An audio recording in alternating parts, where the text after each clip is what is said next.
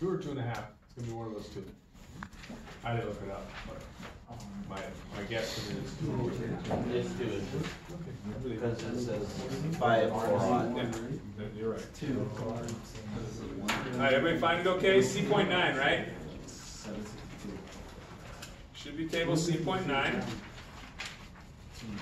And when you get to table C.9, then you start looking for THHN. It's on page, what, 762 if you haven't made it there yet.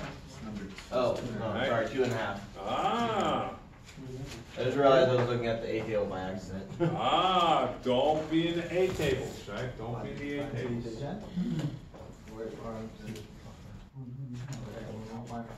So you slide over, yeah, you go to RMC C.9, you find THHN, you go to 4-aught. Pretty good? Then you slide over to the first number that's larger than 4. First number that's bigger than 4, because you got more than 4 wires in the pipe. Bigger than 4? And now go to the top of the column, 2.5. Pretty good? So where's the bottom? That's the ground wire inside the pipe. So that one we don't have. Yeah, you're sizing. They're all in the same pipe. Oh. So if we were to look inside this pipe, we would see 4 big wires and a small green wire, right?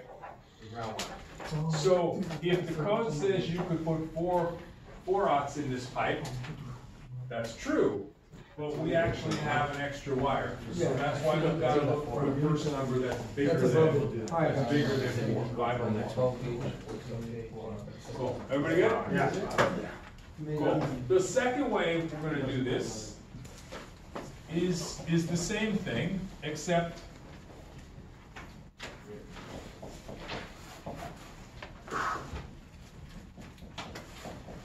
we're just going to go backwards.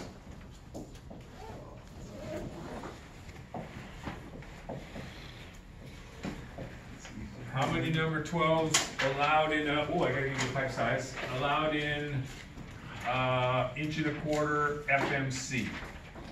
So back to 712 to find your FMC, right?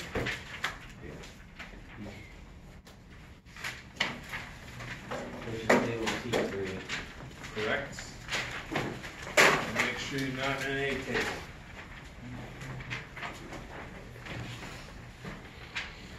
Very good.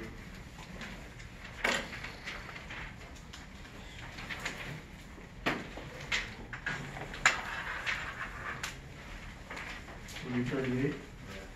Sounds about right? It's a lot, huh? Yeah. Oh my god. The wrong page was 38 conductors. Yeah. Well, 1.25" pipe, which is big, right? And it's only number 12 wire. So there's an 1.25" pipe. Right? 1.25" EMT, that can handle a lot of number 12s. For chart? Uh-huh. 38. When you get to C3, now look for THHN, right? And now go to number 12s and slide across to the 1.25" pipe. There you go. Because for TH. Oh, so you're gonna give it both ways? Question, right? THN, there's no That 12. starts. 26. So you went to 129 instead of 25. So you That's were what I, in the A that's table. what I did. You were in the A table. Already said don't use their Yeah. A. For long, we Be figure out- careful that you're not in an A table. You know, I'm a A higher. tables are just for compact conductors. All right, everybody good on that one? So, 2 different ways to ask the question. This is the real life way to ask the question, right? We know, oh, I got a 225 amp sub panel. This is the wires I got to run to the 225 amp sub panel. What size pipe should I put in, right? That's really the more realistic way. But either way, I'm going to ask you both ways this question. All right, and now we come to the piece that everyone is dreading. Time to play the fabulous new game show, Mark That Pipe. All right. Some lucky contestant is going to win cash and prizes. Everybody else gets a crappy ass home version of the game. All right. Time to play Mark That Pipe, right? So it's going to be based off of course, your angles. Do we get to do the Right? chart? Oh, yes, oh, yes. Go ahead, get that guy out. I'll make sure I have a couple of extra copies and stop by yours.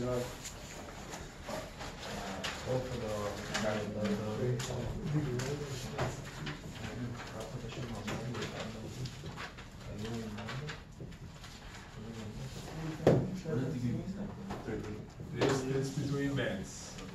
Oh. This is between them.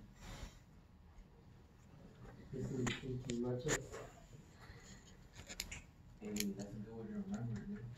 All right. I wrote you a little letter on the test about how to answer this. Not how to figure it out, but how to write your answer.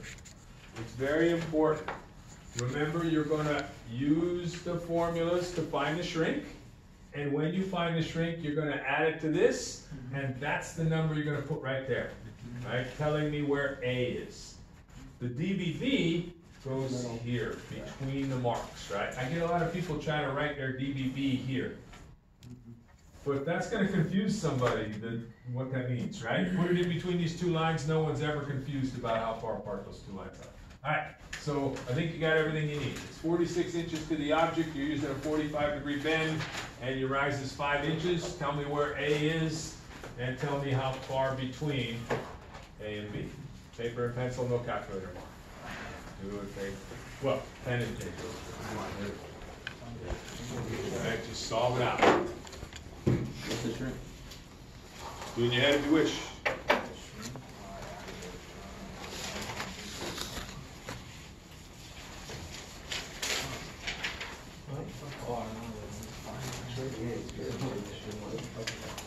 Anybody need one of these? I do. You're not gonna have it. It's aggressive. It'll be small.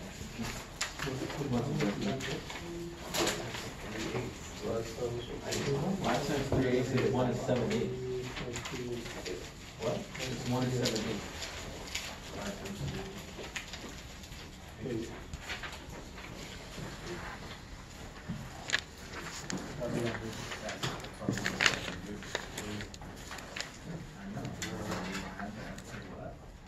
Like I said, I'll make a few extra copies and have them here tomorrow. Ready to go. All right, so step one, solve two formulas, right? Plug that 5-inch rise into the 245 formulas and get two answers. Step two, write them in the appropriate spots.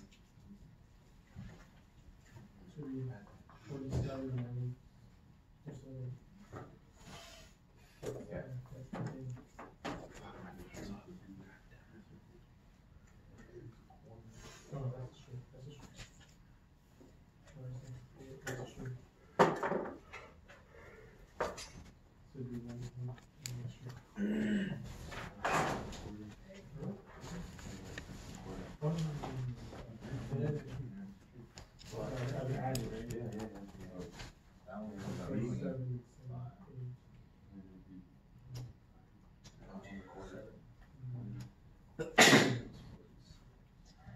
You don't have 46 to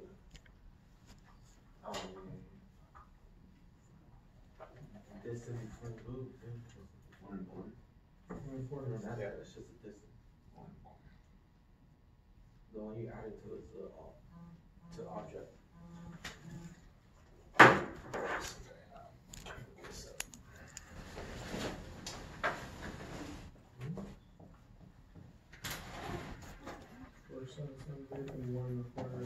Yeah. Or you add it. There's no 1 1/4 here. No, don't tell them that. What's our angle? 45, 5 times 3/8, right? 5 times, we're using 45 arithmetic here. The distance between the bends isn't 7? Yes, it is 7. So sorry. Got me tripping out. Yeah. That was an open 7. Yeah, look like it. Yeah. It's for the other people that weren't right. Sure.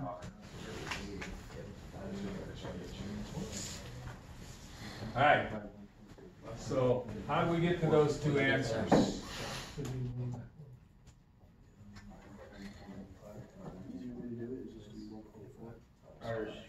Yeah. Oh, yeah? Yeah. Right? So you see it on your bending sheet, right? 5 times 3/8, right? Rise times 3/8. So 5 times 3 is 15, that's not hard. Drag the 8 over. Now we play the goes into game. 8 goes into 15 how many times? Once. Only once, because 8 times 2 is 16. What's the remainder? 7. Drag the 8 over again.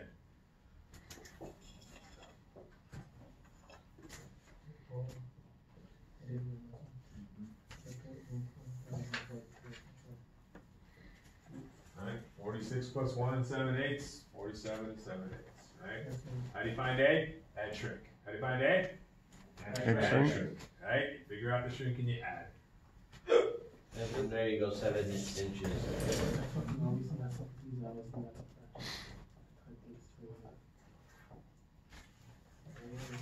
So 5 times 4 is 20. Yeah. 5 times 1 is 5. Carry the 2, right? And then remember, whenever you multiply a decimal, when you get all done, however many the decimal is in, you just bring it in, right? So there's where the 7 came from. Let's do one more. Pretty good on that one? Questions? Let's do one more.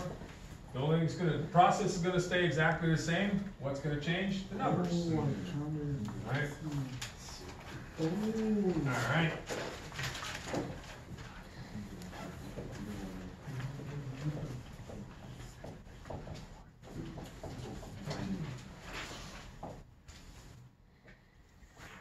So what's gonna happen here? Same thing, just gonna use 30 degree formulas, right?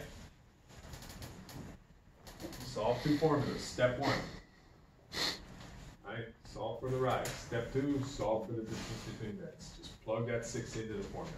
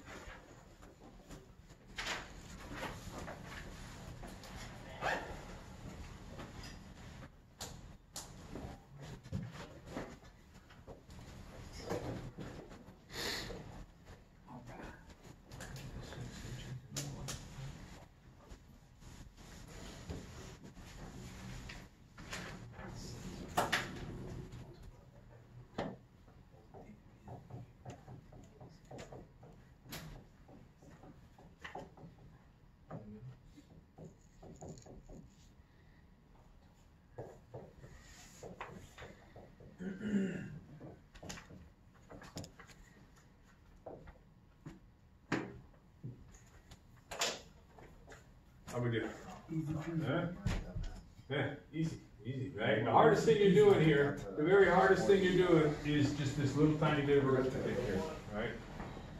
But remember, it's always the same. Whole number times the top number, drag the bottom number over, simplify. The only thing's changing here is the numbers. The process is the same every time. Solve 2 formulas, add shrink to get your A bend, distance between bends in between the 2 lines. So I'm gonna give you a pipe like this on the exam and ask you to put this number in this number. If you'll show me how you got those numbers, I will certainly give you some partial credit for maybe you found this number but you forgot to add it down here or something. I'll give you some partial credit, of course. But beyond that, throughout the exam will be questions about this. For example, if I said a pipe, you need an offset in a pipe and the rise is 6 and the degree of bend is 30. How far apart are the marks? You tell me 12 inches, right? There'll be several questions about how to mark pipes. Oh, and don't forget 90s, right? Use this thing. Remember that on the 90, the take-up is dependent on the pipe itself, right? So, for example, if we wanted to bend a 32-inch tall 90 stub in a 1-inch EMT.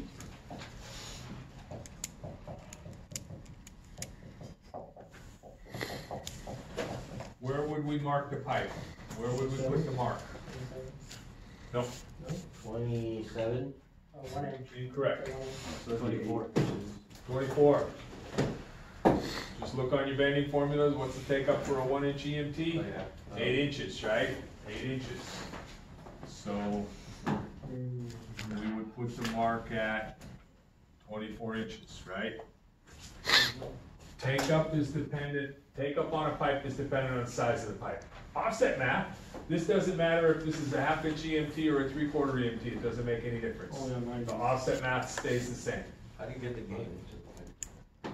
Like what causes the gain? The gain is added to the leg, right? So, the gain adds to the leg. If we took a 40-inch long pipe, and I just stepped on it and bent it like you guys do at the end of the night when you don't want those pipes anymore. Literally, if I just stepped on it, crushed it, and bent it, right? We could bend it like this, right? Right here. And so if this happened to be 10, that would be 30. But when we actually bend a conduit, the conduit doesn't actually go into the corner. The conduit, ooh, not very good foot pressure there, sorry. All right, for that, all right? But you get the idea.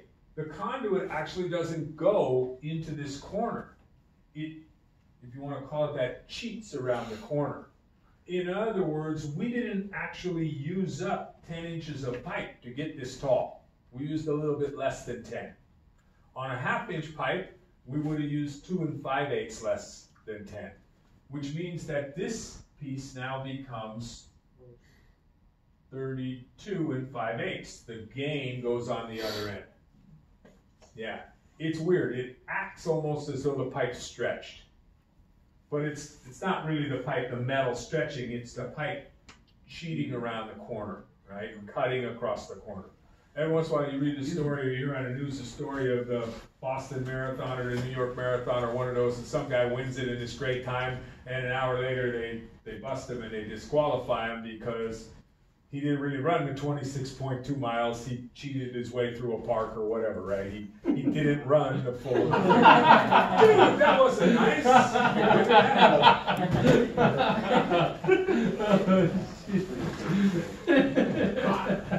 On the I still got the medal.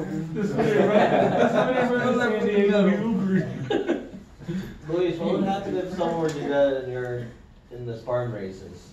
They disqualify them. Yeah, They got time chips. Yeah. So if you don't, they got certain maps. So every mileage and shit, you gotta run over the map. Yeah. So if you cut across from mile 2 to fucking mile 4, and you didn't cross the mat at mile 3, then they'll disqualify you. They'll be like, alright, this motherfucker's missing. This mofo used a shortcut. Exactly, Yeah. exactly. So really, by putting this curve in the pipe, we are essentially making the pipe do a shortcut.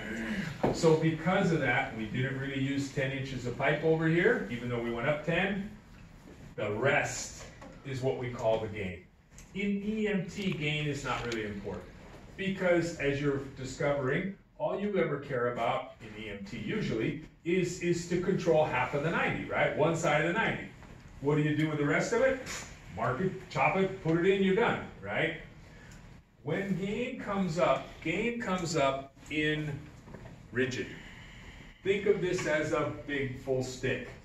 Oh, I gotta cut the stick to 5 feet. Well, then I gotta put the threads back on it. But if it's got a 90 in it, I'm not gonna be able to put it through a threading machine. So what we do is we do a process called cut length, where we say, what did I have, 40 inches? And let's pretend that this needs to be 30 over here. So what I would do is I would say, oh, I got 10 and 30. I'd add those two pieces of the pipe together. I'd subtract away the gain. And I would cut my pipe this long and thread it. And then when I put it in the bender and I bend it would go back to being, quote, 40 inches long. That's where gain comes in. Gain doesn't really happen on EMT because it's too easy to cut. But on pipes where you need it, if you cut the pipe, you have to put a thread back on, and you don't want to thread by hand, you do this process called cut length. We'll look at it near next week, early next week. We'll do a couple of examples. All right, but it really is a rigid or IMC threaded pipe concept. EMT gains, it just doesn't matter. You chop it off anyways. Cool. All right, go home, eat a ton of sugar, and take some of this with you. And then, oh, let me give you that.